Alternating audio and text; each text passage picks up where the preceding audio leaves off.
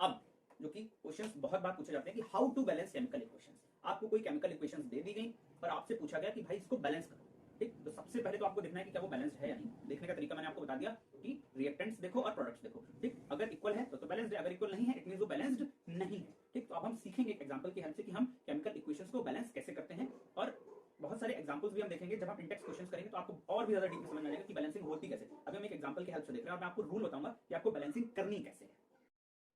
ये एक इक्वेशन दी हुई है, इसको हमें बैलेंस करना है। ठीक है, तो इसको बैलेंस करने के लिए क्या जरूरी है, हमें ये देखना पड़ेगा कि आयरन के, हाइड्रोजन के और ऑक्सीजन के एटम्स रिएक्टेंट्स की साइड में और प्रोडक्ट की साइड में इक्वल होने चाहिए। हमें ये देखना जरूरी है। ठीक है, तो अब हम देखेंगे कि इन एटम्स को इक्वल करना कैसे, क्योंकि अभी तो हम देख पा रहे हैं कि इक्वल है नहीं। ठीक है, अभी की जो सिचुएशन है वो हम कुछ इस तरह से लिख सकते हैं। रिएक्टेंट्स की साइड में Fe के जो नंबर ऑफ एटम्स हैं वो हैं बेटा 1, और प्रोडक्ट की साइड में Fe के एटम्स हैं 3। ठीक है, इसी तरह से अगर हम देखें हाइड्रोजन के जो आइटम्स हैं रिएक्टेंट की साइड में वो 2 हैं और इधर भी 2 हैं। ठीक है, ऑक्सीजन के देखो यहाँ पे 1 है और यहाँ पे 4 है। ठीक, ऑक्सीजन इज 1 एंड 4, ये कुछ इस तरह से लिखा हुआ है Fe3O एंड 4। ठीक, तो बैलेंस करने का जो तरीका होता है, जो रूल होता है वो कुछ इस तरह से होता है। आपको सबसे पहले उसको बैलेंस करना है जिसके नंबर ऑफ एटम्स सबसे ज्यादा है। तो अगर मैं इस इक्वेशन की बात करूं, इस इक्वेशन को मैं यहाँ पे लिख लेता हूं, Fe plus H2O gives Fe3O4 plus H2। ठीक, तो सबसे ज्यादा आइटम्स किसके हैं, ऑक्सीजन के हैं। तो सबसे पहले हम ऑक्सीजन को बैलेंस करेंगे। बैलेंस करने के लिए हम क्या करेंगे, जितने सबसे ज्यादा आइटम्स हैं उतने ही हम मल्टीप्लाई कर देंगे अपोजिट साइड में। तो यहाँ पे रिएक्टेंट की साइड में आइटम्स सबसे ज्यादा 4 दिख रहे हैं, लेकिन प्रोडक्ट की साइड में 4 नहीं है, तो हम प्रोडक्ट की साइड में ऑक्सीजन को 4 बनाने की कोशिश करेंगे। अब ऑक्सीजन को 4 कैसे बनाएंगे, ऑक्सीजन को 4 बनाने के लिए इस वाले जो H2O है, ये जो H2O लिखा हुआ है इसका मल्टीप्लीकेशन हम कर देंगे किससे, इंटू 4 कर देंगे। ठीक बेटा, तो ये हमें कुछ इस तरह से करना है। तो ये क्या हो जाएगा, अब देखिए ये हो जाएगा Fe प्लस 4H2O हो जाएगा, 4H2O। ठीक है, क्यों किया हमने ऐसा, एक बार फिर से समझो। हम क्या कर रहे हैं, ऑक्सीजन राइट साइड में 4 है तो हम लेफ्ट साइड में भी 4 करने की कोशिश कर रहे हैं। तो लेफ्ट साइड में 4 कहां होगी, H2O के साथ, पूरे के साथ ऑक्सीजन है ना, तो हम H2O को 4 से मल्टीप्लाई कर देंगे तो 4 ऑक्सीजन यहाँ पे हो गए। अब देखो ऑक्सीजन बैलेंस आउट हो गए। अब दूसरे सबसे ज्यादा चीज क्या थे, दूसरे सबसे ज्यादा चीज थे आयरन। तो अब आयरन को बैलेंस करो, आयरन थे 3 और वहां पे थे 1। ठीक, तो आयरन को बैलेंस करते हैं। अब देखिए आयरन यहाँ पे कितने हैं, 3 है और यहाँ पे कितने हैं, 1 है। तो सिंपल यहाँ पे बस 3 का मल्टीप्लाई कर दो, ये हो जाएगा बेटा 3Fe plus 4H2O gives Fe3O4 plus H2। अब देखो अब ऑक्सीजन भी बैलेंस हो गया और आयरन भी बैलेंस हो गया, लेकिन हाइड्रोजन बैलेंस नहीं हुए। अभी पहले हाइड्रोजन बैलेंस थे, देखो 2 थे, बट क्योंकि हमने कुछ चेंजेस किए हैं इस वजह से हाइड्रोजन बैलेंस नहीं रहे। कैसे नहीं रहे, तो यहाँ पे H2 है, इसको अलग से देखो, ये लिखा है 4H2O। 4H2O का मतलब होता है बेटा कि हाइड्रोजन के अलग अलग करके देखो, इसका मतलब है 4H2 है और 4 ऑक्सीजन है। ठीक, तो हाइड्रोजन कितने हो गए, 4H2 का मतलब क्या हो, 4 आगे लगा है और H2 पहले से है, तो 2 4 8 हाइड्रोजन है यहाँ पे। ठीक, तो यहाँ पे 8 हाइड्रोजन है और यहाँ पे कितने हाइड्रोजन है, यहाँ पे 2 हाइड्रोजन है। तो हम अगले स्टेप में क्या कर देंगे, हम लिखेंगे इसको 3Fe plus 4H2O gives Fe3O4 plus यहाँ पे हमें 8 हाइड्रोजन करना है, 2 है, 4 से मल्टीप्लाई, ये हो गया 4H2। ये हो गई हमारी बैलेंस्ड इक्वेशन। ठीक, तो अगर हम अब इसकी टेबल बनाएं और इसमें हम डेटा लिखने की कोशिश करें तो हम कैसे लिखेंगे, जो हमारी फाइनल इक्वेशंस हैं उसमें अगर हम देखें कि कितने हाइड्रोजन है कितने आयरन है, तो देख लेते हैं। फाइनल इक्वेशन में देखो आयरन की संख्या राइट रिएक्टेंट साइड पर कितनी है, 3 है, और प्रोडक्ट की साइड पर संख्या कितनी है, आयरन की 3 है। ठीक, हाइड्रोजन को देखिए 4 to the 8 रिएक्टेंट की साइड में और प्रोडक्ट की साइड में भी 4 to the 8। ऑक्सीजन को देखिए इधर पे 4 है और यहाँ पे भी 4 है। तो ये इक्वेशन हमारी बैलेंस होगी। इसी तरह कितनी भी बड़ी इक्वेशन क्यों ना हो, हमें कैसे चलना है, सबसे पहले उसको बैलेंस आउट करना है जिसके नंबर ऑफ एटम सबसे ज्यादा है। ठीक है, उसके बाद उससे कम और उसके बाद उससे कम। फर्स्ट पार्ट है HNO3 plus CaOH whole twice gives CaNO3 whole twice plus H2O। ठीक है, तो इसको हम बैलेंस करने की कोशिश करेंगे। तो देखिए इधर फर्स्ट पार्ट में हाइड्रोजन की संख्या है 1 हाइड्रोजन और यहाँ पे 2 हाइड्रोजन। इट मींस कि रिएक्टेंट की साइड पे हाइड्रोजन है, number of hydrogen are 3 and on the product side number of hydrogen are 2। ठीक है, तो यहाँ पे 2 तरीके होते हैं। एक साइड रिएक्टेंट की साइड पे हाइड्रोजन है 3 और इधर है 2। ठीक, एक तरीका क्या होता है कि या तो हम 3 into 2 इधर भी 6 कर लें और इधर भी 6 कर लें। ठीक, या एक तरीका क्या होता है कि इधर 3 है इधर 2 है, तो हम इधर 4 कर लें और इधर भी 4 कर लें। ठीक, 2 तरीके होते हैं इन केसेस में करने के कि एक तरफ 3 है एक तरफ 2 है, तो या तो आप दोनों तरफ 6 करने की कोशिश करो या तो आप दोनों तरफ 4 करने की कोशिश करो, यही सबसे अच्छी ट्रिक होती है। ठीक है, अब देखो बट डिपेंड करता है क्वेश्चन के ऊपर। अब इस क्वेश्चन को देखो, आप इस क्वेश्चन में बोल रहा है HNO3। ये ट्रिक अगर आपने सीख ली, क्योंकि ये जो 3-2 वाले क्वेश्चन होते हैं ना यही कंफ्यूजिंग होते हैं क्लास 10 के लेवल पे, बाकी तो और क्वेश्चन बहुत ही आसानी से बन जाते हैं। ठीक, ये है क्वेश्चन। ठीक, इधर 3 है इधर 2 है, तो अगर हम यहाँ पे हम एक 2 से मल्टीप्लाई करते हैं तो देखो 2 हाइड्रोजन इधर और 2 इधर 4 और यहाँ पे 2 है। ठीक, अभी भी 2 है,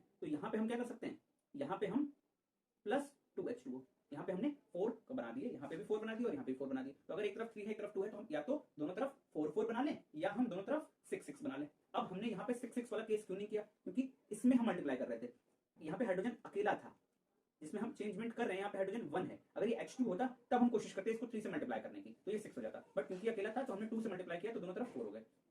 अब ऐसा करने से क्या बाकी इक्वेशन पूरी बैलेंस हो गई। देखिए NO3 की वैल्यू भी बैलेंस होगी, NO3 2 हो गए, यहाँ पे भी NO3 2 है, C ऑलरेडी बैलेंस थे, ऑक्सीजन की वैल्यू हो गई 2 और हाइड्रोजन की हो गई 4। इट मींस हमारी इक्वेशन बैलेंस आउट हो गई। तो अब आपको ये चीज दिमाग में बिठा लेनी है कि हमारे पास दो तरीके हैं बैलेंस करने के, जब 3x2 वाले केस होते हैं, एक तरफ 3 हो और दूसरी तरफ 2 हो, तो या तो दोनों तरफ 6 बनाने की कोशिश करिए या तो दोनों तरफ 4 बनाने की कोशिश कीजिए। तो ये क्वेश्चन हो गया है फिनिश।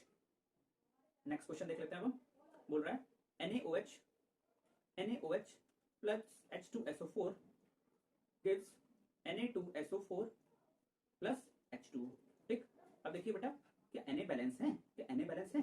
नहीं, Na बैलेंस नहीं है। ठीक है, क्या ऑक्सीजन बैलेंस्ड है? ऑक्सीजन देखिए इधर 1 है ऑक्सीजन और 4 5 ऑक्सीजन आर देयर, और यहाँ पे 4 1 5 ऑक्सीजन, मींस ऑक्सीजन हमारी बैलेंस्ड है।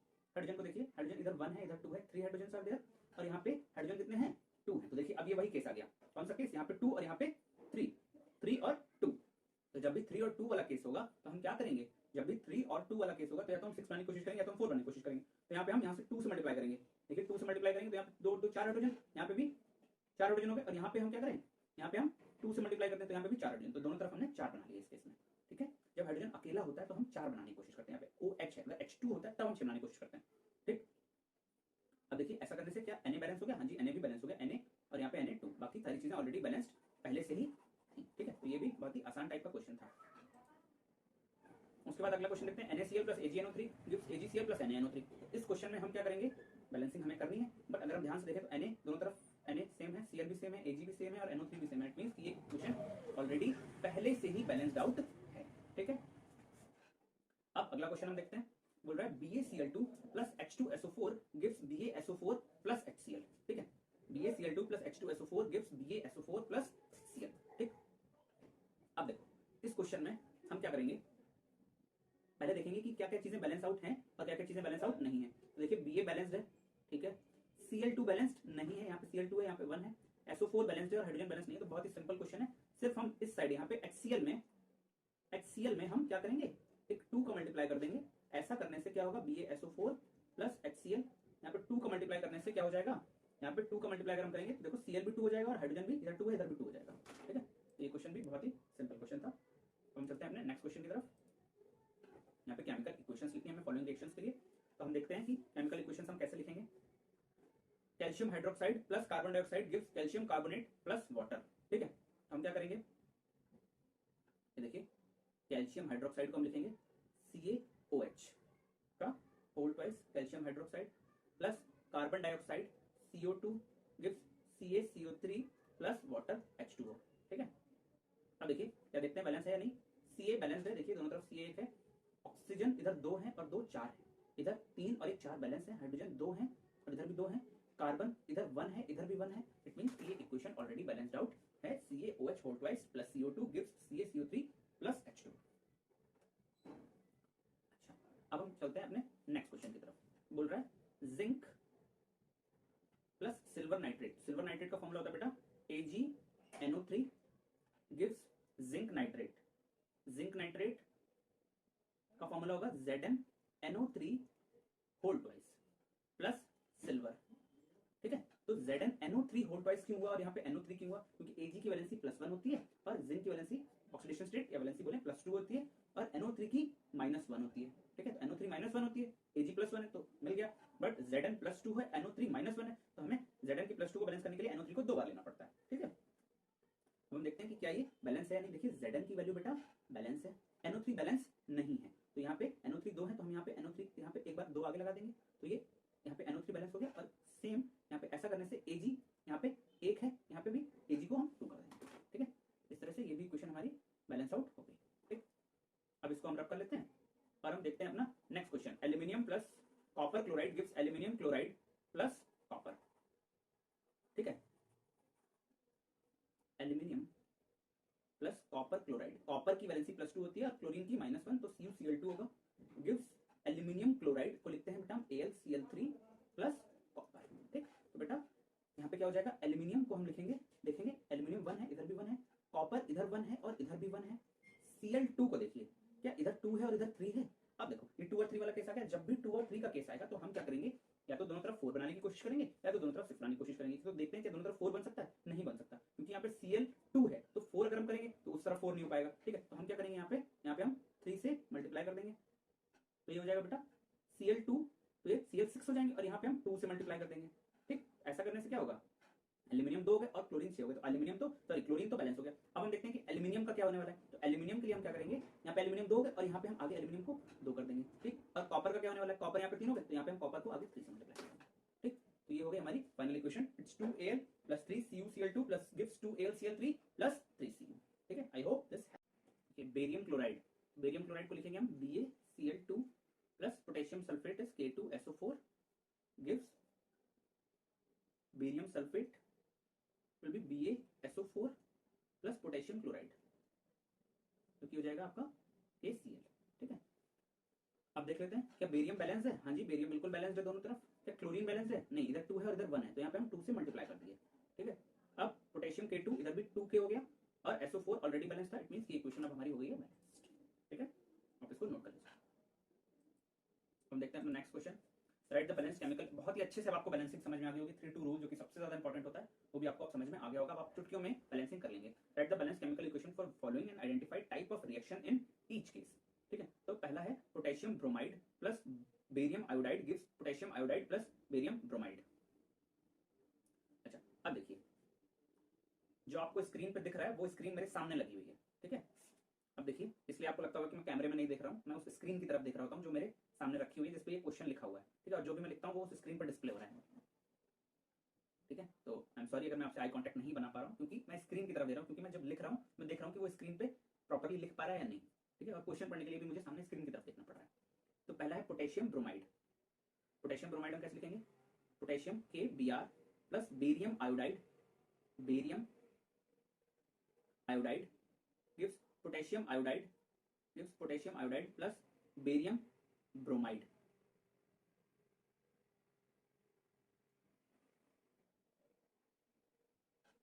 ठीक है, ये हो गया हमारा फॉर्मूला। अब हम करेंगे इसको बैलेंस्ड। ठीक है, तो देखिए पोटेशियम बैलेंस है, Br बैलेंस नहीं है, Br इधर 1 है इधर 2 है, तो हम आगे लगा देंगे 2। ठीक है बेटा, ऐसा करने से K जो हो गए वो 2 हो गए, तो यहाँ पे भी हम आगे 2 लगा देंगे। I अब देख लेते हैं, I यहाँ पे 2 हो गए, यहाँ पे भी 2 है, इट मींस अब ये इक्वेशन प्रॉपर्ली बैलेंस आउट हो गई है। इसको हम लिखेंगे 2KBr plus Bi2 gives 2Ki plus BaBr2। अच्छा, अब यहाँ पे मैं इस क्वेश्चन को पूरा पढ़ना भूल गया, इस पूरे क्वेश्चन लिखा है identify the type of reaction also. ठीक है, तो ये एक डबल डिस्प्लेसमेंट रिएक्शन है। कैसे डबल डिस्प्लेसमेंट रिएक्शन है, क्योंकि यहाँ पे 2 बार डिस्प्लेसमेंट हो रहा है, आयंस का एक्सचेंज हो रहा है। KBr जो था वो Ki बन गया, Br को हटा दिया किसने, I ने यहाँ पे। ठीक है, और यहाँ पे Ba की जगह पे जाके ये Br बैठ गया। ठीक है, तो यहाँ पे 2 बार डिस्प्लेसमेंट हो रहा है, इसलिए हम इस इक्वेशन को बोलेंगे डबल डिस्प्लेसमेंट रिएक्शन। ठीक है, अब देखिए हम देखते हैं अपना next question, zinc carbonate gives zinc oxide plus carbon, zinc carbonate gives zinc oxide plus carbon dioxide. हम लिखेंगे जिंक कार्बोनेट को ZnCO3, zinc carbonate gives zinc oxide plus carbon dioxide. ठीक है, तो Zn बैलेंस है, कार्बन बैलेंस है, oxygen इधर 3 है और इधर 1, 2 और 3, मींस ये रिएक्शन ऑलरेडी बैलेंस्ड है। और ये डिकम्पोजिशन रिएक्शन है, क्योंकि एक ब्रेक होके 2 सब्सटेंस दे रहा है। ठीक है, अगला क्वेश्चन देख लेते हैं, hydrogen plus chloride gives hydrogen chloride HCl। बहुत ही सिंपल बैलेंसिंग है, 2 हाइड्रोजन 2 क्लोरीन, आगे 2 लगा दीजिए। ठीक है, ये कौन सी रिएक्शन है, ये कॉम्बिनेशन रिएक्शन है। ठीक है, अब हम देखते हैं अगला question, magnesium plus hydrochloric acid gives magnesium chloride. Magnesium chloride का फॉर्मूला होगा MgCl2, क्योंकि मैग्नीशियम पे +2 चार्ज है और Cl पे -1 है। ठीक है, प्लस हाइड्रोजन। ठीक है, देखिए बैलेंसिंग करते हैं, Mg is balance, Mg balance है दोनों तरफ। हाइड्रोजन को देखिए बैलेंस नहीं है, इधर 2 है इधर 1 है, तो आगे 2 लगा दिए। ठीक है, और ऐसा करने से क्लोरीन 2 हो गया और यहाँ पे क्लोरीन ऑलरेडी 2 है, ये रिएक्शन भी बैलेंस आउट हो गई। और ये रिएक्शन है डिस्प्लेसमेंट रिएक्शन, क्यों, क्योंकि मैग्नीशियम जाके क्लोरीन की जगह पे बैठ गया है, उसको डिस्प्लेस कर दिया है। ठीक है, तो ये हो गया हमारे बैलेंसिंग